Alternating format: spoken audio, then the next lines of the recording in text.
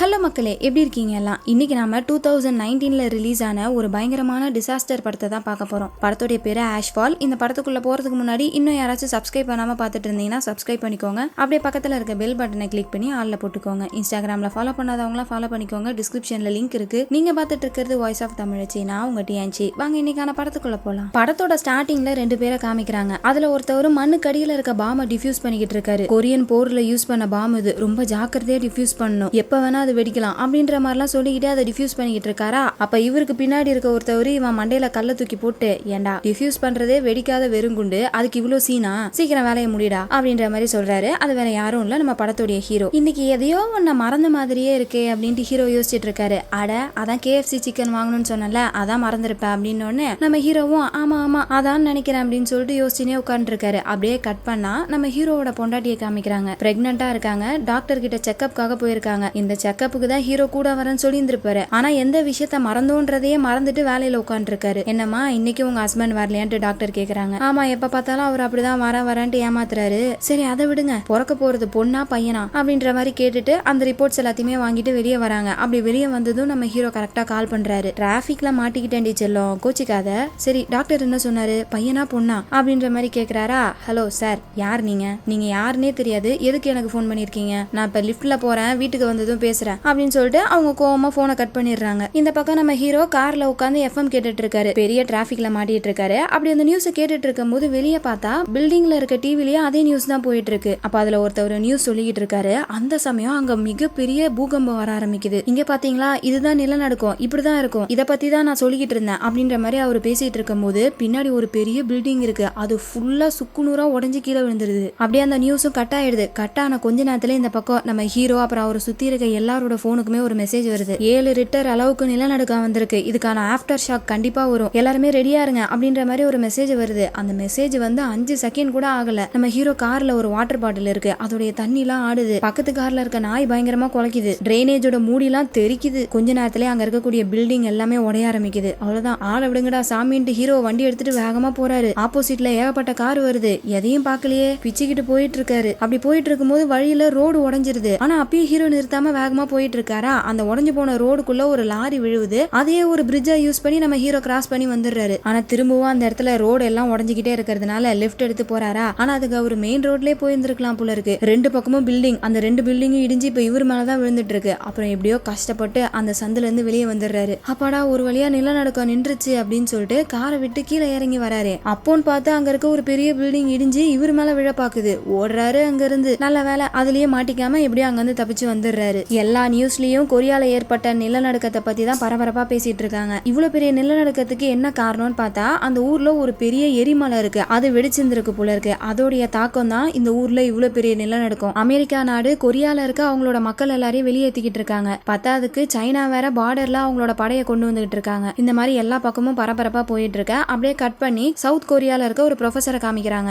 அவசரமா அந்த நாட்டை விட்டு போறதுக்காக ஒரு பொருளெல்லாம் பேக் பண்ணி கிளம்பிக்கிட்டு இருக்காரு. அப்ப அந்த சமயம் சவுத் கொரியாவோட செக்ரட்டரி வராங்க. உங்ககிட்ட கொஞ்சம் பேசணும்னு சொன்னா அந்த ப்ரொஃபசர் கண்டுக்கவே மாட்டாரு. உங்ககிட்ட எல்லாம் பேசுறதுக்கு ஒன்னும் இல்ல, முன்னாடி நான் சொன்னப்ப யாருமே காதுல வாங்கல, இப்ப மட்டும் எதுக்கு வந்திருக்கீங்க? நான் ஒரு அமெரிக்கன் சிட்டிசன், அது மட்டும் இல்ல என்னோட வேலையை எப்பயோ ரிசைன் பண்ணிட்டேன், சோ நான் கிளம்பிக்கிட்டு இருக்கேன், யாரும் என்ன கூப்பிடாதீங்க அப்படின்ற மாதிரி ரொம்ப கோவமா பேசுறாரு. என்னன்ட்டு பார்த்தா இந்த மாதிரி ஒரு பேரழிவு நடக்க போகுதுன்னு இவர் 3 வருஷத்துக்கு முன்னாடியே கெஸ் பண்ணி சொல்லி இருந்திருப்பாரு. ஆனா அப்ப எல்லாருமே சிரிச்சிருப்பாங்க. பட் இப்ப இந்த மாதிரி நடந்தக்கு அப்புறமேட்டு இந்த ப்ரொஃபசரை தேடி வந்திருக்காங்களா, அதனாலதான் இவர் இப்படி இந்த மாதிரி கோவமா பேசுறாரு. அப்ப அந்த செக்ரட்டரி சொல்றாங்க, ஒரு 3 மணி நேரம் மட்டும் என் கூட வாங்க, ஒரு சின்ன மீட்டிங், அதை மட்டும் அட்டென்ட் பண்ணிட்டு நீங்களே முடிவு பண்ணிக்கோங்க அப்படின்ற மாதிரி கூப்பிடுறாங்க. இந்த ப்ரொஃபசரும் சரின்னு சொல்லிட்டு போறாரு. அந்த நாட்டுடைய பெரிய தலைகள் எல்லாம் ஒன்னா உட்கார்ந்துருக்காங்க. ஒரு வீடியோ பிளே ஆகுது. அதுல பார்த்தா அந்த எரிமலைக்கு அடியில 4 சேம்பர் இருக்கு. அந்த 4 சேம்பர் ஃபுல்லா நெருப்பு குழம்புகள் இருக்கும். அதுல ஒரு சேம்பர் தான் இப்ப வெடிச்சிருக்கு. அதனாலதான் நிலநடுக்கம் ஏற்பட்டிருக்கு. அடுத்தடுத்து எல்லா சேம்பருமே ஒன்னொன்னா வெடிக்க ஆரம்பிக்கும். ஆனா அதுல மோசமான விஷயம் என்னன்னா, கடைசி சேம்பர் வெடிக்கிறப்போ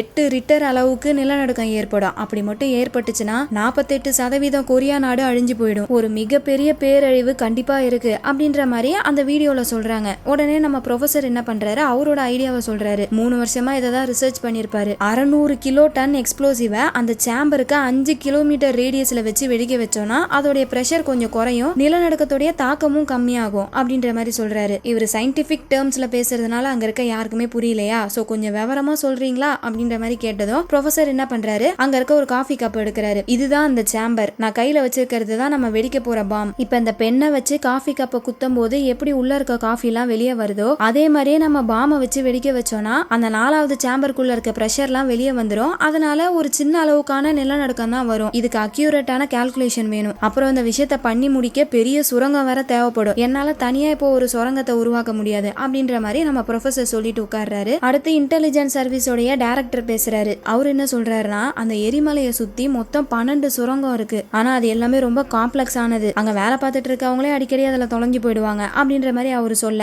உடனே நம்ம ப்ரொஃபசர் அவரோட கால்குலேஷனை போட ஆரம்பிக்கிறாரு. அந்த கால்குலேஷனை போட்டு முடிச்சுட்டு 9வது சுரங்கத்துல எக்ஸ்ப்ளோசிவ வச்சோம்னா கரெக்டா இருக்கும் அப்படின்ற மாதிரி ப்ரொஃபசர் சொல்றாரு. அப்ப சுத்தி இருக்க எல்லாரும் 600 கிலோ டன் எக்ஸ்ப்ளோசிவ்னு சொன்னீங்களே, அது என்ன மாதிரி ஒரு எக்ஸ்ப்ளோசிவ் அப்படின்னு கேட்டதும் நம்ம ப்ரொஃபசர் சொல்றாரு, வேற என்ன, நியூக்ளியர் பாம் தான் அப்படின்றாரு.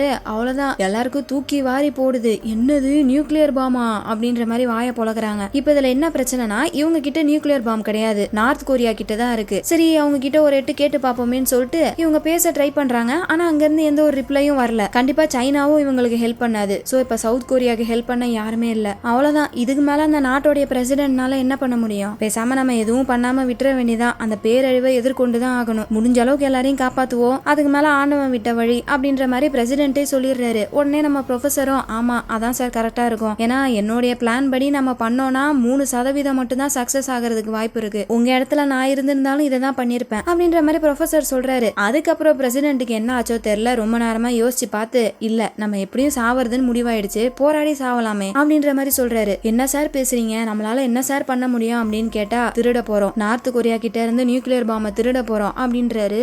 இந்த வேலையை செஞ்சு முடிக்க ஒரு பெரிய டீமை உருவாக்குறாங்க. அதுல நம்ம ஹீரோ கிட்ட போயிட்டு பேசுறாங்க. நம்ம ஹீரோ ஒரு எக்ஸ்பீரியன்ஸான ஆளு புள்ள இருக்கு. அவர்கிட்ட போயிட்டு உங்களுக்கு ஒரு மிஷன் இருக்கு அப்படின்ற மாதிரி சொன்னா, எது மிஷனா சார், நான் இப்பயோ ரெசிக்னேஷன் லெட்டரை கொடுத்துட்டேன் சார், இன்னைக்கு நான் வேலையை விட்டு போறேன் அப்படின்ற மாதிரி ஹீரோ சொல்றாரா. உடனே அந்த ஹெட் என்ன சொல்றாரு, இங்க பாரு, இந்த ஊரை விட்டு எப்படியும் போக முடியாது, ஏன்னா எல்லா ரோடும் பிளாக் ஆயிருக்கு, ஃபிளைட்லாம் கேன்சல், எதுவுமே பறக்காது. இதுல உன்னோட பொண்டாட்டியை எப்படி காப்பாத்துவ? அவங்க வேற மாசமா இருக்காங்கன்னு சொன்னல, அவங்களுக்கு அமெரிக்கன் சிட்டிசன்ஷிப் கொடுத்து பத்திரமா வெளியே அனுப்பி விடுறேன். யோசிச்சு பாரு, வேற எந்த வழியிலயும் உன்னோட பொண்டாட்டியை காப்பாற்ற முடியாது அப்படின்ற மாதிரி அவரு சொல்ல, நம்ம ஹீரோ யோசிச்சு பாக்குறாரு. சரின்னு சொல்லிட்டு அவங்க கொடுக்குற ஃபார்மை வாங்கிட்டு நேரா பொண்டாட்டி கிட்ட போய் கொடுக்குறாரு. ஒரு சின்ன வேலை, அதை மட்டும் முடிச்சுட்டு வந்துடுறேன், நீ முன்னாடி போ, நான் பின்னாடியே வந்துடுறேன். இப்பயாச்சும் சொல்லு, டாக்டர் என்ன சொன்னாங்க, பிறக்க போறது பொண்ணா பையனா அப்படின்ற மாதிரி கேக்குறாரு. உடனே அவங்க பொண்டாட்டி கண்ணத்திலே சத்துன்னு வச்சுட்டு, இங்க பாரு, உன் வேலையை முடிச்சுட்டு சீக்கிரமா வா, எப்பயும் போல லேட் ஆக்கிடாத, வேலையை முடிச்சுட்டு வந்து என்ன குழந்தைன்னு கேட்டு தெரிஞ்சுக்கோ அப்படின்ற மாதிரி சொல்லி நம்ம ஹீரோவை வழி அனுப்பி வைக்கிறாங்க. நம்ம ஹீரோவும் கிளம்பி போறாரு. அந்த இடத்துல எல்லாருமே சேர்ந்து பாமை எப்படி எடுக்கலாம்னு பிளான் போட்டுட்டு இருக்காங்க. நார்த் கொரியால இவங்களுக்கு உதவி செய்யறதுக்காக ஒருத்தவன் இருக்கான், எம்பசியோடைய செக்ரட்டரி. ஆனா அது வெறும் கண் துடைப்பு தான், பக்காவான ட்ரெயின்டான ஆளு. அவன் தான் நம்மளுக்கு உதவி செய்ய போறான். அந்த பையன் நியூக்ளியர் வெப்பன் எங்க இருக்குதுன்னு கண்டுபிடிச்சிட்டான். ஆனா நார்த் கொரியா கிட்ட மாட்டிக்கிட்டான். சோ அவனை ஒரு இடத்துல அடைச்சு வச்சிருக்காங்க. பட் நல்ல வேலையா அவனோட உடம்புக்குள்ள ஜிபிஎஸ் ட்ராக்கர் இருக்கு, அதை வச்சு அவனை ஈஸியா கண்டுபிடிச்சிடலாம். சோ உங்களுடைய மிஷன் என்னன்னா,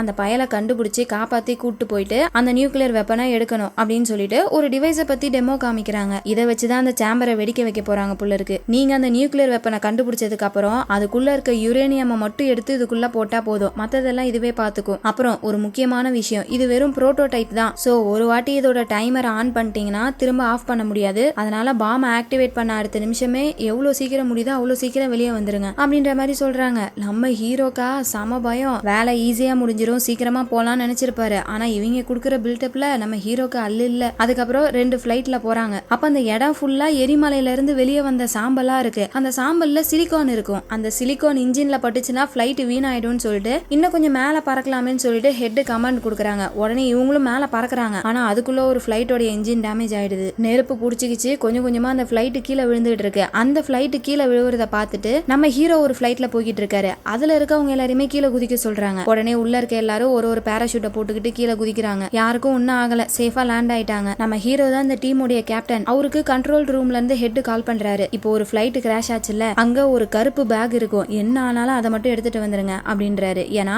அந்த பேக்ல தான் இவங்க சுரங்கத்துக்கு போக போறாங்களா, அதுக்கான வழி, அதுக்கப்புறம் ஜிபிஎஸ் ட்ராக்கர் இருக்கு. அது ரெண்டுமே இல்லைன்னா இவங்களோட மிஷின் ஃபெயில் ஆயிடும். அதுக்காக தான் அந்த ஹெட் அப்படி சொல்றாரு போல இருக்கு. உடனே நம்ம ஹீரோவும் கூட ஒருத்தரை கூப்பிட்டுட்டு அதை எடுக்கிறதுக்காக போறாரு. அங்க போனா அந்த ஃபிளைட்ல இருந்த யாருமே தப்பிக்கல, எல்லாரும் இறந்துட்டாங்க. அதெல்லாம் அப்படியே பயத்தோட பாத்துக்கிட்டே உள்ள போறாரு. அப்ப அந்த ஹெட் சொன்ன பேக் அங்கதான் இருக்கு. அந்த பேக்கை எடுத்துட்டு போலான்னு நினைக்கும் போது அந்த ஃபிளைட் மொத்தமா வெடிக்க ஆரம்பிக்குது. நல்ல வேலை எப்படியோ அதுல இருந்து தப்பிச்சு வெளியே ஓடி வந்துடுறாங்க. வெளியே வந்தது நம்ம ஹீரோ ஹெட் கிட்ட பேக்கப் கேக்குறாரு. ஆனா இப்ப வானத்துல ஃபுல்லா அந்த எரிமலையோடைய புகை இருக்கு, அதனால கண்டிப்பா அடுத்த ஃபிளைட் அனுப்ப முடியாதுன்னு சொல்லிடுறாங்க. சோ இப்போ அங்க இருக்கிறது நம்ம ஹீரோட டீம், அவங்க தான் எல்லாத்தையுமே பாத்துக்கணும். ரைட்ரா, இன்னைக்கு ஏதோ ஒண்ணு நடக்க போகுது அப்படின்னு சொல்லிட்டு ஹீரோ அவரோட டீமை கூப்பிட்டுட்டு வண்டியில போயிட்டு இருக்காரு. அப்ப மத்தவங்களுக்கு எல்லாம் பயம் வரக்கூடாதுன்னு சொல்லிட்டு அவர் என்ன சொல்றாருன்னா, இங்க பாருங்க காய்ஸ், யாரும் பயப்படாதீங்க, நம்ம எப்பயுமே பாம்பை டிஃப்யூஸ் பண்ணுவோம்ல, அதே மாதிரிதான் இதுவும். அந்த ஏஜென்ட்டை கண்டுபிடிக்கிறோம், பாம்பை எடுக்கிறோம், வெடிக்க வைக்கிறோம், இங்க இருந்து கிளம்புறோம், அவ்வளவுதான், ஈஸியா வேலையை முடிச்சிடலாம் அப்படின்ற மாதிரி சொல்றாரு. ஆனா அங்க உள்ள இருக்க எல்லாருக்கும் அல்ல இல்ல,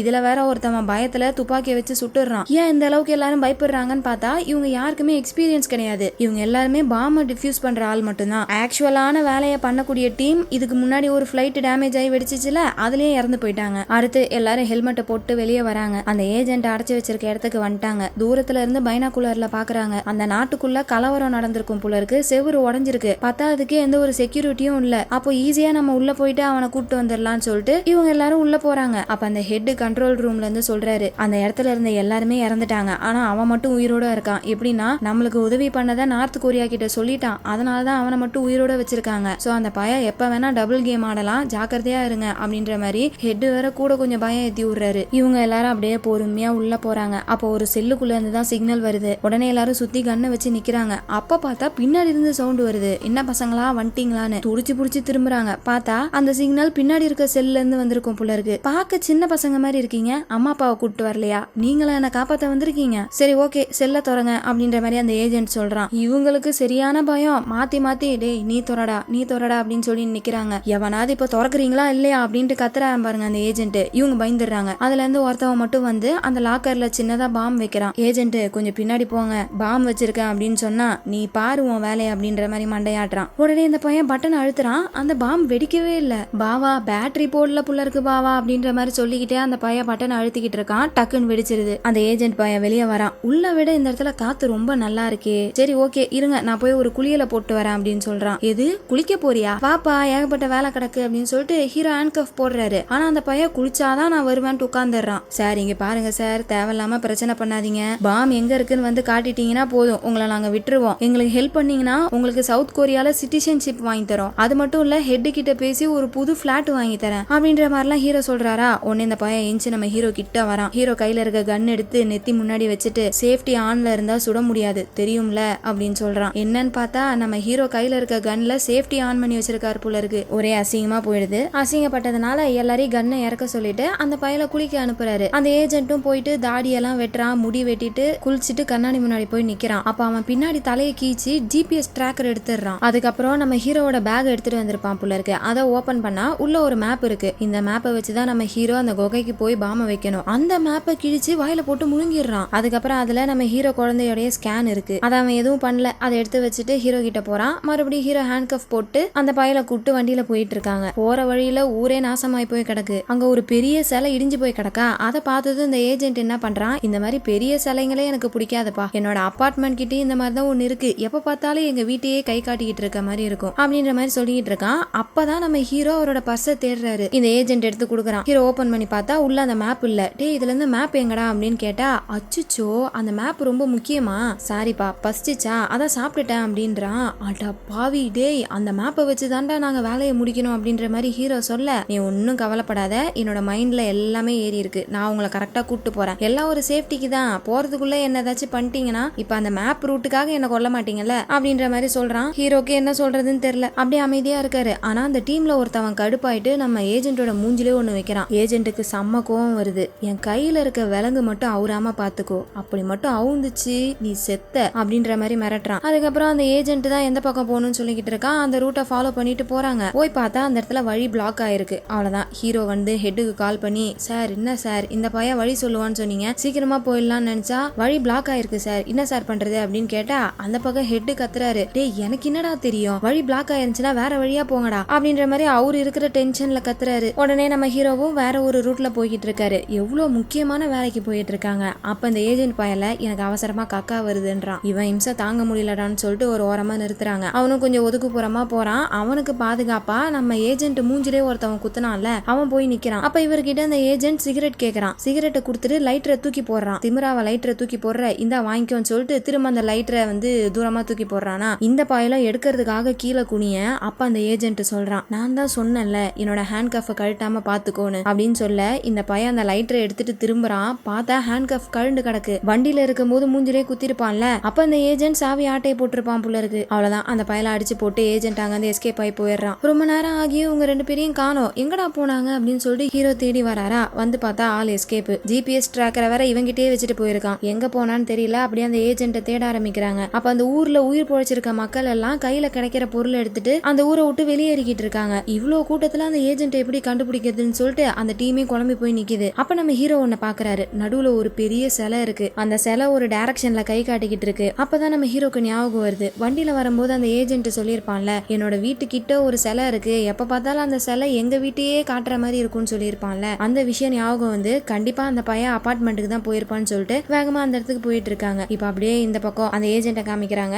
ஹீரோ நினைச்ச மாதிரியே அந்த அபார்ட்மெண்ட்டுக்கு தான் போயிருக்கான். அவனோட வீட்டுக்கு போயிருக்கான் போல இருக்கு. அங்க போய் அவனுக்கு தேவையான ட்ரெஸ் எல்லாம் எடுத்து போட்டுக்கிறான். அப்ப பார்த்தா ஹால்ல இருக்க சோஃபால யாரோ படுத்திருக்காங்க. இறந்துட்டாங்களா என்னன்னு தெரியல. இந்த பையன் ஒரு கிளாஸ்ல தண்ணி புடிச்சிட்டு வந்து அவங்க மூஞ்சிலே ஊத்துறான். அப்புறம் தான் தெரியுது அவங்க உயிரோட தான் இருக்காங்க. ஆனா அவங்களுக்கு பக்கத்துல ஏகப்பட்ட ட்ரக்ஸ், செம்ம போதையில படுத்திருக்காங்க போல இருக்கு. கண்ணை கூட திறக்க முடியல. ஆனா அவ்வளோ போதையிலயும் இந்த ஏஜென்ட்டை பார்த்துட்டு ஒரு வழியா வந்துட்டியா அப்படின்ற மாதிரி கேக்குறாங்க. யார் அதுன்னு பார்த்தா இந்த ஏஜென்ட்டோடைய பொண்டாட்டி கிட்ட நம்மளோட பொண்ணு எங்க இருக்கா அப்படின்ற மாதிரி கேக்குறாரு. உடனே அவங்க சொல்றாங்க பொண்ணை வித்தாச்சு அப்படின்றாங்க. அவ்வளவுதான், எவ்வளவு தைரியம் இருந்தா நம்ம பொண்ணை விப்ப, எப்படி அவளை அனாத மாதிரி விற்க தோணுச்சு அப்படின்ற மாதிரி இந்த ஏஜென்ட் கேட்க, அதுக்கு அவங்க பொண்டாட்டி என்ன சொல்றாங்கன்னா, ஏன் எங்க 2 பேரும் அனாதையா தவிக்க விட்டு போனியே, அப்ப தெரியலையா உனக்கு இது அப்படின்ற மாதிரி கேக்குறாங்க. ஏதோ ஒரு காரணத்துக்காக இந்த பையன் இவங்க குடும்பத்தை தனியா விட்டுட்டு போயிட்டான் போல இருக்கு. அதனாலதான் அவங்க இப்படி கோவப்பட்டு கேக்குறாங்களா. இதுல இந்த ஏஜென்ட் கோவமாயிட்டு கண்ணை வச்சு மிரட்டுறான். கரெக்டா அதே சமயம் நம்ம ஹீரோ டீம் வந்துடுறாங்க. அவங்கள பார்த்ததும் இந்த ஏஜென்ட் கண்ணை கீழே போட்டுறான். உடனே நம்ம ஹீரோ அவன் கையில ஹேண்ட் கஃப் போட்டு கூப்பிட்டு போறாரு. அந்த நியூக்ளியர் பாம் இருக்கிற இடத்துக்கிட்ட வந்துட்டாங்க. அந்த ஃபெசிலிட்டிக்குள்ள எப்படி போலான்னு சொல்லிட்டு நம்ம ஹீரோ அவங்க டீம் கூட பிளான் போட்டுக்கிட்டு இருக்காரு. ஒருத்தவங்க கிட்ட சொல்றாரு, நீ ஸ்னைப்பரை வச்சுக்கிட்டு நெல்லு, நாங்க எல்லாரும் போறோம், எங்களுக்கு கவர் கொடுத்துக்கினே இருக்கணும், சரியா, யாராச்சும் வந்தா கண்டிப்பா சொல்லணும் அப்படின்ற மாதிரி சொல்லிட்டு இருக்காரு.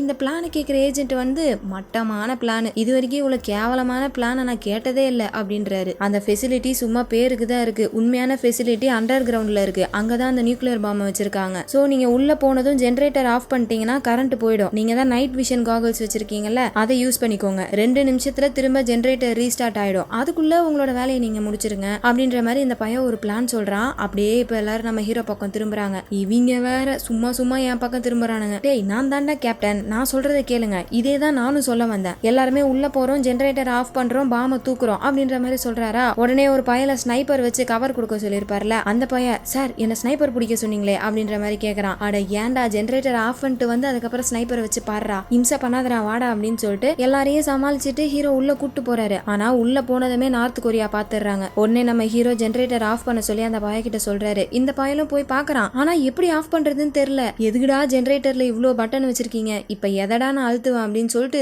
திரு மூச்சுக்கிட்டு இருக்கான். இந்த பக்கம் ஹீரோ வேற கத்திக்கிட்டே இருக்காரா. உடனே இந்த பையன் ஒரு கிரனேடை தூக்கி போட்டு வெளியே ஓடிடுறான். அவ்வளவுதான், அது வெடிக்குது. அந்த ஜெனரேட்டர் டேமேஜ் ஆகுது. இதனால பவர் போயிடுது. ஆனா ஒரு சில இடத்துக்கு மட்டும்தான். நம்ம ஹீரோ இருக்கிற இடத்துல இன்னும் லைட் எரிஞ்சுக்கிட்டு இருக்கு. ஹீரோக்கு வேற என்ன பண்றதுன்னு தெரியல, பயத்துல உட்காந்துட்டு இருக்காரு. அப்ப இந்த ஏஜென்ட் பையன் என்கிட்ட கண்ணை குடுன்றான். நம்ம ஹீரோ கொடுக்க மாட்டேன்றாரு. டேய், ஒழுங்கா கண்ணை குடுறா, இல்லனா நம்ம 2 பேரும் செத்துருவோம் அப்படின்னு சொல்லிட்டு அந்த கண்ணை வாங்கிக்கிறாரு. இந்த நார்த் கொரியாக்காரங்களும் கொஞ்சம் கொஞ்சமா கிட்ட வராங்க. அப்போ இந்த கண்ணை வாங்கின ஏஜென்ட் பையன் நார்த் கொரியா கூட சண்டை போடுவான்னு பார்த்தா நம்ம ஹீரோவை சுட்டுறான். அவ்வளவுதான், நம்ம ஹீரோ கீழே விழுந்து கிடக்குறாரு. இந்த பையன் கையை தூக்கி சரண்டர் ஆயிடுறான். இவன் தான் சவுத் கொரியாவோட கேப்டன், இவங்க தான் உள்ள வந்தாங்க, நான் தான் இவங்களை சுட்டேன் அப்படின்னு சொல்லிட்டு கையை தூக்கிடுறான். இவங்க எல்லாரும் கிட்ட வராங்க. அப்படி கிட்ட வந்து பார்க்கும்போது நம்ம ஹீரோ டக்கு நினைச்சு சுடுறாரு. சும்மா இவங்க ஒரு ஆக்டிங்க போட்டிருப்பாங்க போல இருக்கு. அப்புறம் அது உண்மையான கன்னு கிடையாது. நம்ம ஹீரோ கிட்ட எல்லாம் இருக்கிறது எலக்ட்ரிக் ஷாக் எல்லாம் கொடுப்பாங்கல்ல, அந்த மாதிரி கன்னு. ஏன்னா இவங்க சண்டை போடுறதுக்காக வரல, நியூக்ளியர் பாமா ஆட்டைய போறதுக்காக தான் வந்திருக்காங்க. சோ யாரையும் கொல்லக்கூடாதுன்னு சொல்லிட்டு தான் இந்த மாதிரி ஒரு எலக்ட்ரிக் ஷாக் கொடுக்குற கன்னு எடுத்துட்டு வந்திருக்காங்க. அப்புறம் இவங்க 2 பேரும் சேர்ந்து எல்லாரையும் அடிச்சு போட்டு ஒன்னு சேர்ந்துடுறாங்க. இந்த ஏஜென்ட் பையன் எல்லாரையும் கூட்டு போறான். ஒரு கண்டெய்னருக்குள்ள கூட்டு போறான். அங்க போனா ஒண்ணுமே இல்ல.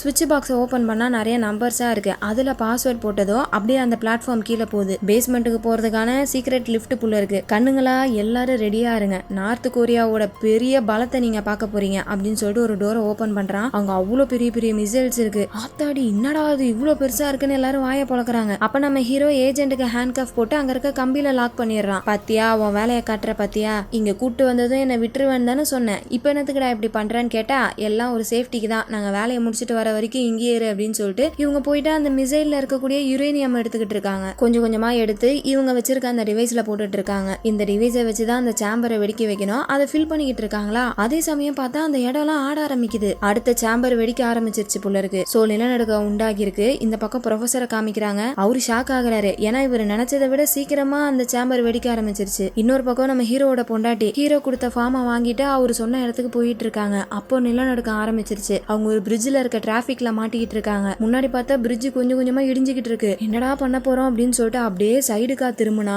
அங்க ஒரு மிகப்பெரிய சுனாமியால வந்துகிட்டு இருக்கு. அவ்வளவுதான், இவங்க டக்குன்னு அங்க வந்து தப்பிக்கலான்னு பாக்குறாங்க. ஆனா ரெண்டு சைடும் கார் இருக்கு. இவங்களால வெளியே வர முடியல. அப்படியே வயித்தை கட்டி பிடிச்சிட்டு உட்காந்துக்கிறாங்க. அந்த அலை வந்து இவங்களை அடிக்குது. அவ்வளவுதான், அவங்களுக்கு என்ன ஆச்சுன்னு தெரியல. அப்படியே கட் பண்ணி இந்த பக்கம் நம்ம ஹீரோவை காமிக்கிறாங்க. அவங்க வந்த டோர் கொஞ்சம் கொஞ்சமா மூடிக்கிட்டு இருக்கு. இதை ஏஜென்ட் பாத்துறான். டே இங்க பாருங்கடா கதவு மூடுதுன்னு சொன்னா அவங்க எல்லாரும் பிஸியா வேலை பார்த்துட்டு இருக்காங்க. இவரும் கத்தி கத்தி பாக்குறாரு. அவங்க திரும்புற மாதிரி இல்ல. அப்போ அந்த நிலநடுக்கத்தினால செவுரு விரிசல் விடுது. இவரு டக்குன்னு புடிச்சு இழுக்கிறாரா, கம்பி பிச்சுக்குது. அவ்வளவுதான், ஆளை விடுங்கடா சாமின்னு ஓடுறாரு. அந்த கதவு இன்னும் கொஞ்ச நேரத்துல ஃபுல்லா மூடிடும், நம்ம மட்டும் போயிடலான்னு தான் ஓடுறாரு. அதுக்கப்புறம் என்ன நினைச்சாருன்னு தெரியல. அங்க ஒரு பேரல் உருண்டு வருதா, அதை கதவுக்கு நடுவுல வச்சுட்டு அவர் மட்டும் தப்பிச்சு ஓடிடுறாரு. அப்ப அந்த ஏஜென்ட்டுக்கு ஒரு கால் வருது. எடுத்து பேசினா, உன்னோட பொண்ணு உனக்கு வேணும்னா சவுத் கொரியா கிட்ட இருக்க அந்த டிவைஸும் பாம டிஃப்யூஸ் பண்றதுக்கான ஒரு ஆளும் வேணும் அப்படின்ற மாதிரி எவனோ ஒருத்தவன் சொல்றான். அதை கேட்டுதான் அப்படியே நிக்கிறாரு. இப்ப இந்த பக்கம் நம்ம ஹீரோ தேவையான எல்லா யுரேனியமையும் எடுத்துட்டு அந்த டிவைஸை எடுத்துட்டு வெளியே வராங்க. அப்ப பார்த்தா அந்த ஏஜென்ட்டை காணோம். டே உன்னை ஒழுங்கா தாண்டா கட்டி போட சொன்னேன், ஹேண்ட் கஃபை டைட்டா போடல அப்படின்னு சொல்லிட்டு கேட்டுக்கிட்டே வெளியே ஓடி வராங்க. வந்து பார்த்தா லிப்டை காணோம். இப்படி ஏமாத்திட்டு போயிட்டானேன்னு சொல்லிட்டு எல்லாரும் புலமையினே நிக்கிறாங்க. அந்த சமயம் லிப்ட் பொறுமையா கீழே வருது. அந்த ஏஜென்ட் பையன் தான் வரான். ஏன்னா போன்ல ஒருத்தவன் சொல்லிருப்பான்ல,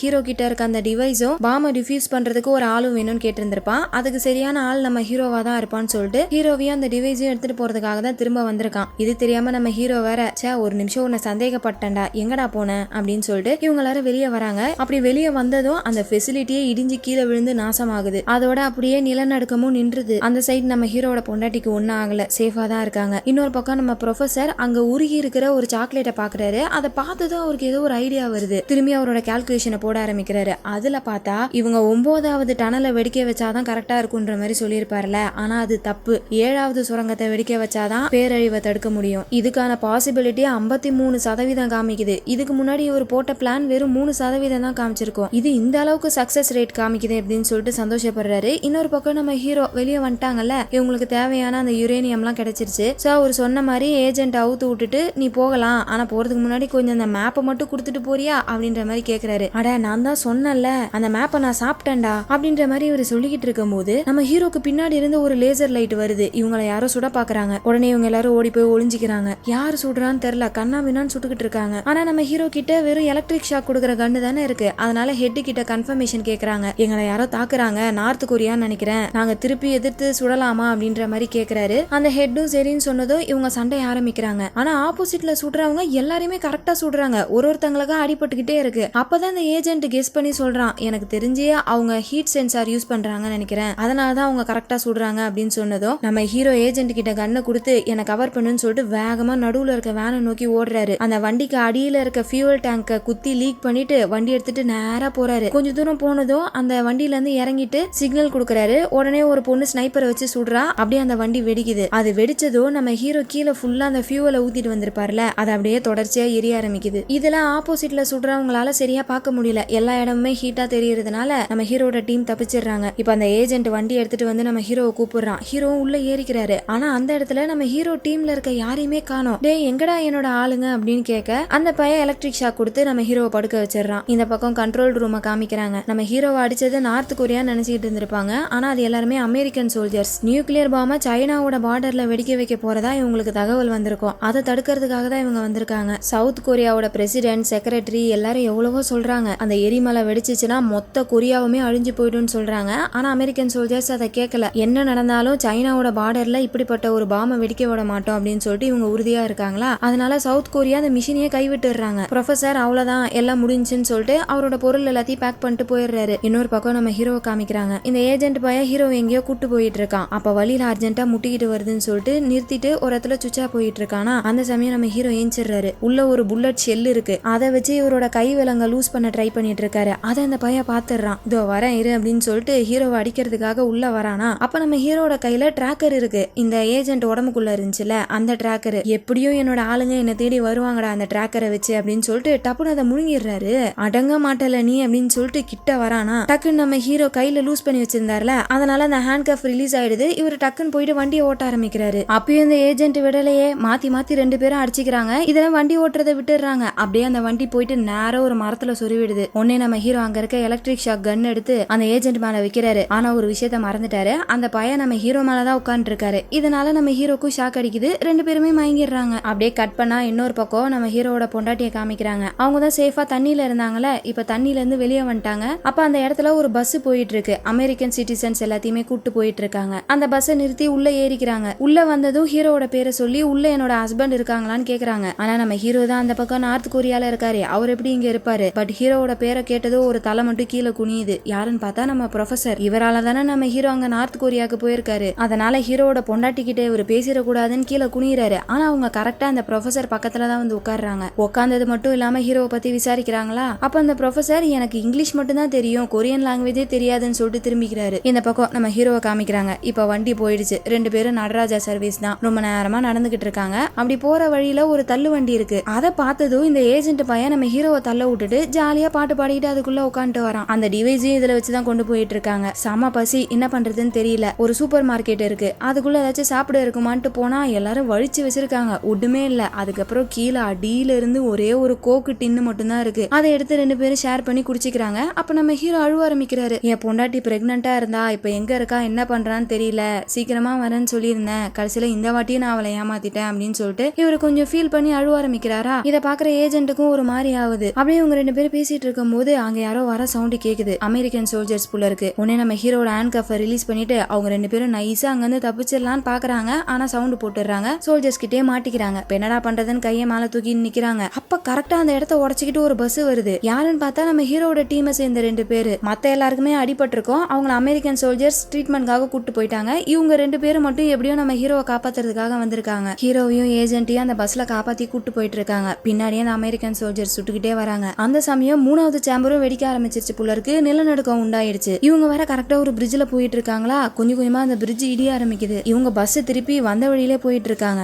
இவங்க இந்த மாதிரி ஆப்போசிட்ல போறத பார்த்துட்டு அமெரிக்கன் சோல்ஜர்ஸும் ரிவர்ஸ்ல வந்துகிட்டு இருக்காங்க. இன்னொரு பக்கம் நம்ம ஹீரோட ஒய்ஃப உள்ள போக விடல, ஓரமா நிக்க வச்சிடறாங்க. அப்ப அந்த ப்ரொஃபசர் பரவாயில்ல விடுங்க, எனக்கு தெரிஞ்சவங்க தான் சொல்றாரு. ஆனா நம்ம ஹீரோட பொண்டாட்டி இல்ல, நான் வெயிட் பண்றேன், என் புருஷன் வர வரைக்கும் நான் வெயிட் பண்றேன் அப்படின்னு சொல்லிட்டு அவங்களும் ஒரு ஓரமா போய் நின்னுறாங்க. இவருக்கு என்ன சொல்றதுன்னு தெரியல, அப்படி அமைதியா போயிடுறாரு. அப்பதான் கரெக்டா நிலநடுக்கம் ஏற்படுதா. இவருக்கு மனசு கேட்கல, ஹீரோட பொண்டாட்டிய கூப்பிடலான்னு போறாரு. ஆனா அவங்க வரமாட்டாங்க. என் புருஷன் வந்தாதான் வருவான்ட்டு நிக்கிறாங்களா. அப்ப அவரு சொல்லிடுறாரு, உங்க புருஷன் இங்க இல்லவே இல்ல, அவரு நார்த் கொரியால இருக்காரு அப்படின்னு சொல்லிடுறாரு. இந்த பக்கம் பிரிட்ஜ் கொஞ்சம் கொஞ்சமா இடிஞ்சு வந்துகிட்டே இருக்கு. இவங்களும் பஸ்ல வேகமா போயிட்டே இருக்காங்க. நிக்கிற மாதிரி இல்ல. அப்போ ஒரு கட்டத்துல பின்னாடி ஃபுல்லா காரா இருக்கா. சோ பஸ்னால போக முடியல. அப்படியே ஸ்ட்ரக் ஆகி நின்றுது. கொஞ்ச நேரத்திலே நிலநடுக்கமும் ஸ்டாப் ஆயிடுது. இந்த பக்கம் ப்ரொஃபசர் செக்ரட்டரிக்கு கால் பண்றாங்க. அப்படியே விட்டுட்டு போயிடலாம் தான் நினைச்சாரு. பட் கடைசி நேரத்துல செக்ரட்டரிக்கு கால் பண்ணி எப்படியாச்சும் ஹீரோ கிட்ட கனெக்ட் பண்ணி பேசணும், 7வது சுரங்கத்தை வெடிக்க வைக்கணும்ன்ற இன்ஃபர்மேஷனை சொல்லணும் அப்படின்னு சொன்னதும் இந்த செக்ரட்டரி எப்படி எல்லா கம்யூனிகேஷனையும் அமெரிக்கா பிளாக் பண்ணி வச்சிருச்சு, நம்மளால பேச முடியாதே அப்படின்றாங்க. பேச முடியாதுன்னா திருடு, அதை தானே நம்ம ஏற்கனவே பண்ணிக்கிட்டு இருக்கோம் அப்படின்ற மாதிரி சொல்றாரு. உடனே இவங்க என்ன பண்றாங்க, அப்படியே கேஷுவலா அமெரிக்கன் கண்ட்ரோல் ரூமுக்கு போறாங்க. அங்க கம்யூனிகேஷன் ரூமுக்கு போயிட்டு ஒரு யூஎஸ்பியை கனெக்ட் பண்ணி அங்க இருக்க டேட்டா பேஸ் எல்லாத்தையுமே எடுத்துட்டு வெளியே வராங்களா. ஆனா அந்த விஷயத்த கேமரால சோல்ஜர்ஸ் பாத்துறாங்க. அவ்வளவுதான், இவங்களை பிடிக்கிறதுக்காக ஒரு படையே கிளம்பி வருது. கரெக்டா அந்த சமயம் சவுத் கொரியாவோட பிரசிடென்ட் இவங்களை காப்பாத்துறதுக்காக ஆள் அனுப்பி விட்டுருப்பாங்க. அவங்க வந்து செக்ரட்டரியை காப்பாத்தி கூட்டு போறாங்க. கடைசி சேம்பர் வெடிக்கிறதுக்கு இன்னும் 3 மணி நேரம் தான் இருக்கு. இந்த பக்கம் ஹீரோவும் ஏஜென்ட்டும் ஒரு கார்ல டிவைஸை வச்சுட்டு 2 பேரும் போயிட்டு இருக்காங்க. அப்போ ஒரு கட்டத்துல வழி 2ஆ பிரியுது. ஒரு பக்கம் போனா நம்ம ஹீரோ அந்த சுரங்கத்தை வெடிக்க வச்சு நாட்டை காப்பாத்தலாம். இன்னொரு பக்கம் போனா இந்த ஏஜென்ட் அந்த டிவைஸை கொடுத்துட்டு தன்னோட பொண்ணை காப்பாத்தலாம். என்ன பண்றதுன்னு யோசிச்சுட்டே நிக்கிறாங்க. மாத்தி மாத்தி கன் பாயிண்ட் பண்ணிட்டு இருக்காங்க. அப்ப நம்ம ஹீரோ வந்து டயர்ட் ஆயிட்டாரு. அட போடா, என் பொண்டாட்டிய காப்பாத்தணும்னு நினைச்சேன், இந்நேரம் அவன் இந்த ஊரை விட்டு போயிருப்பா, இதுக்கு மேல எனக்கு என்ன வேணும், நீயே அந்த டிவைஸை எடுத்துக்கோன்றாரு. இதை கேட்கிற ஏஜென்ட்டுக்கு ஒரு மாதிரி ஆயிடுது. நீ உன்னோட மிஷின்ல ஃபெயில் ஆனா என்னோட பொண்ணு தான் சாவா, அதனால நீ அந்த டிவைஸை எடுத்துக்கோன்னு சொல்லிட்டு அவர் வாட்டுக்கு வெளியே நடந்து போறாரு. எப்பா அந்த மேப்பு அப்படின்ற மாதிரி கேட்க, ஐயோ இவன் வேற ஒருத்தவன், வரண்டா இருடா அப்படின்னு சொல்லிட்டு நம்ம ஹீரோ கிட்ட அந்த பேபி ஸ்கேன் இருக்கும்ல, அதுக்கு பின்னாடி 9வது சுரங்கத்துக்கு எப்படி போகணுன்ற வழியை வரைஞ்சி காமிச்சிருப்பாரு. அதை எடுத்துக்கிட்டு ஒரு பக்கம் நம்ம ஹீரோ போயிட்டு இருக்காரு. இன்னொரு பக்கம் இந்த ஏஜென்ட் தன்னோட பொண்ணு தேடி போயிட்டு இருக்காரு. கரெக்டா அந்த சமயம் தான் அந்த பக்கம் செக்ரட்டரியும் ப்ரொஃபஸரும் ஹேக் பண்ணி நம்ம ஹீரோ கிட்ட பேசுறாங்க. அவங்க கூட தான் ஒய்ஃப் இருக்காங்கல்ல. ஹீரோ பேச ஆரம்பிச்சதும், டேய் வழக்கம் போல என்ன ஏமாத்திட்டல, வரேன்னு சொல்லிட்டு நார்த் கொரியால போய் என்னடா பண்ணிட்டு இருக்கேன்னு கேக்குறாங்க. செல்லக்குட்டி நீ அவங்க கூட என்ன பண்ணிக்கிட்டு இருக்கேன்னு இவரு கேக்குறாரு. இந்த மாதிரி இவங்க 2 பேரும் மாத்தி மாத்தி குடும்ப சண்டையை பேசிட்டு இருக்காங்க. ஏமா ஒரு நிமிஷம் இருமா, ஒரு முக்கியமான விஷயம் சொல்லணும், அது சொன்னக்கு அப்புறமேட்டு நைட்டு 2 பேரும் சண்டை போட்டுக்கோங்கம்மா அப்படின்னு சொல்லிட்டு இந்த ப்ரொஃபசர் பேசுறாரு. 9வது சுரங்கத்தை வெடிக்க வைக்க கூடாது, 7வது சுரங்கத்தை வெடிக்க வச்சாதான் அந்த வெடிப்பை தடுக்க முடியும் அப்படின்னு சொன்னதோ நம்ம ஹீரோக்கு பகீர்னு ஆகுது. ஏன்னா அவர்கிட்ட மேப் இல்ல. இந்த ஏஜென்ட் பைய 9வது டனலுக்கு போற வழியை மட்டும் தான் வரைஞ்சு கொடுத்துருக்கான். இப்ப 7வது டனலுக்கு அவர் எப்படி போவாரு? அவ்வளவுதான், அப்படியே பிரேக் அடிச்சு வண்டியை திருப்புறாரு. இந்த பக்கம் ஏஜென்ட்டை காமிக்கிறாங்க. தன்னோட பொண்ணை தேடி போனார்ல, வழியில ஒரு கிராமம் இருக்கு. அந்த கிராமத்துலதான் பொண்ணு இருந்திருப்பா. ஃபுல்லா தேடி பாக்குறாரு. ஆனா அந்த கிராமமே நாசமாய் போய் கிடக்கு. அதுக்கு நடுவுல தன்னோட பொண்ணோட பிரேஸ்லெட் இருக்கு. அதை எடுத்து கையில வச்சுக்கிட்டு பொண்ணை தேடுறாரா. அப்ப அங்க ஒரு பொண்ணு ஓடுறா. ஆனா அதுதான் அவரோட பொண்ணான்றதே அவருக்கு தெரியாது. ஏன்னா அந்த குட்டி பொண்ணு ரொம்ப சின்ன வயசுல இருக்கும் போது இவர் போயிட்டாரு போல இருக்கு. சோ தன்னோட பொண்ணு எப்படி இருப்பான்னு கூட தெரியாதுன்னு சொல்லிட்டு இவர் ரொம்ப ஃபீலிங்கா நடந்து போயிட்டு இருக்காரு. அப்ப தூரத்துல ஒரு பொண்ணு தனியா உட்காந்துட்டு இருக்கா. அவளை பார்த்ததும் இவருக்கு ஏதோ ஒரு ஃபீலிங், கண்டிப்பா அது நம்ம பொண்ணாதான் இருக்கும்னு சொல்லிட்டு கிட்ட போறாரு. அது இந்த ஏஜென்ட்டோட பொண்ணு தான். ஆனா அந்த பொண்ணுக்கு இவர் அடையாளமே தெரியல. இவரை பார்த்து பயப்படுறா, கையை கடிச்சு விட்டு ஓடிடுறா. பயப்படாதடா செல்லம், நான் தான் உன்னோட அப்பா, என்ன தெரியலையா அப்படின்ற மாதிரி இவரு கண்ணுல தண்ணியோட அப்படியே கிட்ட போயிட்டு இருக்காரு. அப்ப பக்கத்துல இருக்க பாட்டிமா அவளால பேச முடியாதுன்றாங்க. சோ பேச்சு வராது புள்ள இருக்கு. அதை நினைச்சு வேற இன்னும் கொஞ்சம் ஃபீல் பண்ணிட்டு இருக்கும் போது ஏகப்பட்ட கார்ல சில பேர் வராங்க. யாருன்னு பார்த்தா நம்ம ஏஜென்ட்டுக்கு போன் பண்ணான்ல, அந்த டிவைஸும் ஹீரோவும் வேணும்னு சொல்லி அந்த ஆளு தான். இவன் ஒரு கேங்ஸ்டர் புள்ள இருக்கு. எதுக்கு இவனுக்கு அந்த டிவைஸ் வேணும்னு தெரியல. ஆனா வந்ததும் அந்த டிவைஸ் எங்கன்னு கேக்குறான். பட் ஏஜென்ட் கிட்ட இல்லல்ல, சோ நான் அதை எடுத்துட்டு வரல அப்படின்னு சொன்னதும் டப்புன்னு சுட்டுறான். அவ்வளவுதான், வயித்துல இருந்து ரத்தமா ஊத்திக்கிட்டு இருக்கு. உன்னை கொல்றதுக்கு முன்னாடி உன்னோட பொண்ணை கொல்றான் பாருடா அப்படின்னு சொல்லிட்டு கண்ணை பொண்ணு பக்கம் திருப்புறானா. அப்ப கரெக்டா இந்த கேங்ஸ்டர் கேங்க யாரோ சுடுறாங்க. ஒருவேளை நம்ம ஹீரோ தான் வந்துட்டாரோ அப்படின்ட்டு பார்த்தா நம்ம ஹீரோ இன்னும் வரல. அமெரிக்கன் சோல்ஜர்ஸ் தான் சுட்டுக்கிட்டு இருக்காங்க. அதை பாக்குற கேங்ஸ்டர் ஏஜென்ட் தான் இவங்களை கூப்பிட்டு வந்திருக்கான்னு நினைச்சிட்டு மறுபடியும் நம்ம ஏஜென்ட்டை சுட பாக்குறான். அந்த சமயம் தான் கரெக்டா நம்ம ஹீரோ வராரு. இந்த கேங்ஸ்டர் போயிட்டு அந்த டிவைஸ் எங்க இருக்குன்னு கேக்குறான். இதோ இங்கதான் இருக்கு, வந்து பாருங்க அப்படின்னு சொல்லிட்டு ஹீரோ கூப்பிடுறாரு. இந்த பையலும் போய் பாக்குறான். பார்த்தா நம்ம ஹீரோ அதோட டைமர் ஆன் பண்ணி வச்சிட்டாரு போல இருக்கு. அதை பார்த்தது இந்த கேங்ஸ்டர் ஆஃப் பண்ண சொல்றான். ஆனா ஏற்கனவே டெமோல சொல்லிருப்பாங்களே இது வெறும் புரோட்டோடைப் தான், ஒரு வாட்டி டைமர் ஆன் பண்ணிட்டா திரும்ப ஆஃப் பண்ண முடியாது. அதை நம்ம ஹீரோ சொல்றாரு. ஆனா அந்த கேங்ஸ்டர் காதுலயே வாங்கல. ஆஃப் பண்றான்னு திட்டிக்கிட்டே இருக்கான். கரெக்டா அதே சமயம் இந்த டிவைஸ் ஆன் ஆனதும் அந்த பக்கம் அமெரிக்கன் சோல்ஜர்ஸ்க்கு சிக்னல் வருது. அதை பார்த்துட்டு கன்ஃபர்மேஷனுக்காக கிட்ட போறாங்களா, பார்த்தா டைமர் ஆன் ஆயிருக்கு. அவ்வளவுதான், இதுக்கு மேல ஒன்னும் பண்ண முடியாதுன்னு சொல்லிட்டு அங்க இருக்க எல்லாரையும் எவாக்குவேட் பண்ணிட சொல்றாங்க. இந்த கேங்ஸ்டரும் பயந்துட்டு அங்க இருந்து ஓடிடுறான். அதுக்கப்புறம் ஹீரோ அவரோட டீம் கிட்ட ஏஜென்ட்டையும் ஏஜென்ட்டோட பொண்ணையும் பத்திரமா கூட்டு போங்க அப்படின்ற மாதிரி சொல்றாரு. ஆனா ஏஜென்ட் வந்து கேட்கல. நானும் உன் கூட வரேன், ஏன்னா நீ பண்ற வேலையில தான் என் பொண்ணோட உயிரும் இருக்கு, அப்புறம் எப்படி நான் மட்டும் போக முடியும் அப்படின்னு சொல்லிட்டு ஏஜென்ட் ஹீரோ கூட சேர்ந்துக்கிறாரு. போறதுக்கு முன்னாடி தன்னோட பொண்ணு கிட்ட போயிட்டு அந்த பிரேஸ்லெட்டை கொடுக்குறாரு. உன்னை பாப்பேன்னு நான் நினைச்சு கூட பாக்கல, ஆனா என்ன மறந்துடாத சரியா அப்படின்னு சொல்லிட்டு அவர் அங்க இருந்து கிளம்புறாரு. அதை கேட்டு இந்த பொண்ணு அழுவ ஆரம்பிச்சிடறா. ஹீரோவும் ஏஜென்ட்டும் வண்டியில அந்த டிவைஸ் எடுத்துட்டு போயிட்டு இருக்காங்க. எரிமலை கிட்ட வந்துட்டாங்க. அது உள்ள இருந்து நெருப்பு பந்துலாம் வந்து இவங்க மேல விழுந்துட்டு இருக்கு. அது எதுலயும் மாட்டிக்காம வளைச்சு ஓட்டிக்கிட்டு இருக்காங்க. எப்படியோ தப்பிச்சு அங்க இருக்க சுரங்கத்துக்கிட்ட வந்துடுறாங்க. ஏஜென்ட் தான் வழி காட்டிக்கிட்டு இருக்காரு. அதே சமயம் இன்னொரு பக்கம் நம்ம ஹீரோவோட பொண்டாட்டியை காமிக்கிறாங்க. அவங்களுக்கு பிரசவ வலி வந்துருது. ப்ரொஃபசரும் செக்ரட்டரியும் அவங்கள ஹாஸ்பிட்டலுக்கு கூட்டு போறாங்க. ஆனா அந்த 4வது சேம்பரும் வெடிக்க ஆரம்பிச்சிருச்சு புள்ள இருக்கு. நிலநடுக்கம் வந்துருது. அந்த ஹாஸ்பிட்டலே உடைய ஆரம்பிக்குது. உடனே அந்த பொண்டாட்டிய வேற ஒரு சேஃபான இடத்துக்கு கூட்டு போறாங்க. இந்த பக்கம் நம்ம ஹீரோ அந்த டனலுக்குள்ள போயிட்டு இருந்தாருல, நிலநடுக்கம் ஏற்பட்டதும் அந்த டனலும் டேமேஜ் ஆயிடுச்சு. அவ்வளவுதான், ஃபுல் கரண்ட்டும் போயிடுச்சு. இன்னும் இதுக்கப்புறம் கீழே டீப்பா போகணும் போல இருக்கு. ஆனா லிஃப்ட் வேலை செய்யல. சோ என்ன பண்றதுன்னு தெரியல. அப்பதான் ஹீரோ ஒரு ஐடியா பண்றாரு. அந்த லிஃப்டோடைய கேபிள் இருக்கும்ல, அதை அறுத்து விட்டுட்டா நம்ம கீழே போயிடலாம் அப்படின்னு சொல்லிட்டு அந்த கேபிள் அறுக்கிறதுக்கான வேலையை பார்த்துட்டு இருக்காரு. ஆனா இந்த மாதிரி பண்ணா கீழே மட்டும் தான் போக முடியும், கண்டிப்பா மேல வர முடியாது. அதை பாக்குற ஏஜென்ட் கேக்குறாரு, ஹே என்னடா பண்ற அப்படின்னு கேட்டா நம்ம ஹீரோ வந்து இப்ப நம்ம பண்ண போற வேலையை நம்பிதான் நம்ம நாடே இருக்கு, ஏதாச்சும் உயிரை தியாகம் பண்ணாதான் நாட்டை காப்பாற்ற முடியும்னா அதை நானே பண்ணிக்கிறேன் அப்படின்னு சொல்லிட்டு அந்த கேபிள் அறுக்கிற வேலையை பார்த்துட்டு இருக்காரா. உடனே இந்த ஏஜென்ட் என்ன பண்றான், அந்த கயிறை கொஞ்சம் எடுத்து கொடுக்குறியா அப்படின்னு கேக்குறான். நம்ம ஹீரோவும் வெளியே போறாரு. அப்படி நம்ம ஹீரோ அந்த லிஃப்ட்டை விட்டு வெளியே வந்ததும் இவன் உள்ள பூட்டிக்கிறான். ஏய் என்னடா பண்ற, கதவை ஒழுங்கா தொற அப்படின்ற மாதிரி ஹீரோ சொல்றாரு. அப்போ அந்த ஏஜென்ட் ரொம்ப எமோஷனலா பேச ஆரம்பிக்கிறான். உனக்கு பிறக்க போறது பொண்ணா பையனான்னு தெரியல, ஆனா அதை நீயே போய் பாத்துக்கோ. அப்புறம் என்னோட பொண்ணு, இதுக்கப்புறம் அவளுக்கு யாரும் இல்ல, இப்போ நான் உன்னை மட்டும் தான் நம்புறேன், என் பொண்ணை பத்திரமா பாத்துப்பல அப்படின்ற மாதிரி கேக்குறான். மனுஷன் எவ்வளவு கெத்தா சுத்திக்கிட்டு இருந்தான், இப்போ குழந்தை மாதிரி உடஞ்சு போய் அழுகுறான். எனக்கு தெரிஞ்ச வரைக்கும் நான் ஒரு நல்ல அப்பனா இருந்ததில்ல, நீயாச்சும் உன் பிள்ளைக்கு ஒரு நல்ல அப்பாவா இரு அப்படின்னு சொல்லிட்டு மேல அந்த கேபிள் அறுக்கிறதுக்காக ஒரு சின்ன பாம வச்சிருப்பாங்க, அதை பத்த வச்சிடறான். ஹீரோ அந்த பக்கம் கதவை தட்டுறாரு. டேய் தொரடா, இது என்னோட வேலை, நான் தான் பாக்கணும், வெளியவான்னு கத்துறாரு. ஆனா அந்த ஏஜென்ட் கேட்கவே இல்ல. கொஞ்ச நேரத்திலேயே அந்த பாம் வெடிச்சு லிப்ட் கீழே போய் விழுது. ஏற்கனவே அவனோட வயித்துல அடிபட்டு இருக்கு, இப்ப மேல இருந்து வேற கீழே விழுந்ததுல நல்லா அடிபட்டுருச்சு. சுத்தமா நடக்க முடியல. அப்படியே கொஞ்சம் கொஞ்சமா அந்த டிவைஸ் எடுத்துக்கிட்டு நவுந்துங்கனே போறான். ஒரு கட்டத்துல அந்த டனலோட எண்டுக்கு வந்துட்டான். டிவைஸை வச்சுட்டு பக்கத்துல உட்காந்துக்கிறான். ஒரு பக்கம் நிலநடுக்கத்திலே ஹீரோட பொண்டாட்டிக்கு பிரசவம் பார்த்துட்டு இருக்காங்க. இன்னொரு பக்கம் நம்ம ஹீரோ வெளியே தப்பிச்சு ஓடிக்கிட்டு இருக்காரு. இந்த ஏஜென்ட் தன்னோட பொண்ணை நினைச்சு அழுதுகிட்டே சிரிக்கிறாரு. அந்த பக்கம் ஏஜென்ட்டோட பொண்ணும் அவளோட அப்பாவை நினைச்சு அழுதுகிட்டு இருக்கா. இந்த மாதிரி எல்லா பக்கமும் பயங்கரமான எமோஷன், பதட்டம் இந்த மாதிரி போயிட்டு இருக்கு. ஒரு கட்டத்துல டைமர் முடிஞ்சு அந்த பாம் வெடிக்குது. அவ்வளவுதான். கரெக்டா அதே சமயம் நம்ம ஹீரோவும் அழுதுகிட்டே வெளியே வந்துடுறாரு. இந்த பக்கம் நம்ம ஹீரோக்கு ஒரு குழந்தை பிறக்குது. அப்ப அந்த ப்ரொஃபசர் லேப்ல செக் பண்ணி பாக்குறாரு. நிலநடுக்கத்தோட அளவு கொஞ்சம் கொஞ்சமா கம்மி ஆயிட்டு இருக்கு. அப்படின்னா அவர் நினைச்சது கரெக்ட் தான். இவர் சொன்ன மாதிரி 7வது சுரங்கத்தை வெடிக்க வச்சதுனால அந்த சேம்பர்ல இருக்கக்கூடிய பிரஷர்லாம் வெளியே வந்து எந்த ஒரு பாதிப்பும் ஏற்படல. இப்ப அப்படியே கட் பண்ணா கொரியாவை காமிக்கிறாங்க. திரும்புற இடம் எல்லாம் சேதாரம், எல்லா பில்டிங்கும் இடிஞ்சு போய் கிடக்கு. ஆனா அதுக்கு நடுவுல பொதுமக்கள் எல்லாரும் ரொம்ப சந்தோஷமா இருக்காங்க. ஏன்னா ஒரு பெரிய பேரழிவுல இருந்து தப்பிச்சிருக்காங்க. அந்த ஒரு சந்தோஷம் தான். அப்படியே கட் பண்ணா ஒரு வருஷம் கழிச்சு காமிக்கிறாங்க. சேதமான எல்லாத்தையுமே 74% திரும்ப கட்டியாச்சு. இந்த ப்ரொஃபசர் அமெரிக்காவுக்கு போயிருப்பாரு போல இருக்கு. ஒரு வருஷம் கழிச்சு இப்பதான் கொரியாவுக்கு வராரு. அவரு நம்ம செக்ரட்டரி தான் ரிசீவ் பண்றாங்க. இப்போ செக்ரட்டரி பதவியெல்லாம் ரிசைன் பண்ணியாச்சு. அந்த வேலையில அவங்க இல்ல. ப்ரொஃபசர் இதுக்கப்புறம் இங்கதான் இருக்க போறேன்னு சொன்னதும் அவங்க ரொம்ப சந்தோஷப்படுறாங்க. இன்னொரு பக்கம் நம்ம ஹீரோ, அவருக்கு ஒரு அழகான ஆண் குழந்தை பிறந்திருக்கும். ஃபேமிலியா 3 பேரும் சந்தோஷமா இருக்காங்க. அந்த இடத்துல பார்த்தா நம்ம ஏஜென்ட்டோடைய பொண்ணு நல்லா வளர்ந்துருக்கா. ஆனா இதுக்கு முன்னாடி இவளுக்கு பேச்சு வராதுன்னு சொல்லியிருப்பாங்களே. பட் இப்ப நல்லாவே பேசுறா. ஒருவேளை அந்த நிலநடுக்கத்தினால பயந்து போய் பேசாம இருந்திருப்பான்னு நினைக்கிறேன். இந்த மாதிரி இவங்க 4 பேருமே இப்போ ஒரு ஃபேமிலியா வாழ்ந்துட்டு இருக்காங்க. அப்படியே அந்த இடத்துல கட் பண்ணி படம் முடியுது. அவ்வளவுதான் மக்களே. எப்படி இருந்துச்சு இந்த படம்? ரொம்ப நாள் கழிச்சு ஒரு நல்ல டிசாஸ்டர் படம் பார்த்த மாதிரி இருந்துச்சு. அதனாலதான் இந்த படத்தை உங்களுக்கு சொன்னேன். சோ உங்களுக்கு பிடிச்சிருந்துச்சா இல்லையான்றதை சொல்லுங்க. இதே மாதிரி வேற ஒரு படத்துல உங்களை மீட் பண்றேன். அது வரைக்கும் நீங்க பார்த்துட்டு இருந்தது வாய்ஸ் ஆஃப் தமிழச்சி. நான் உங்க டிஎன்சி. பாய்.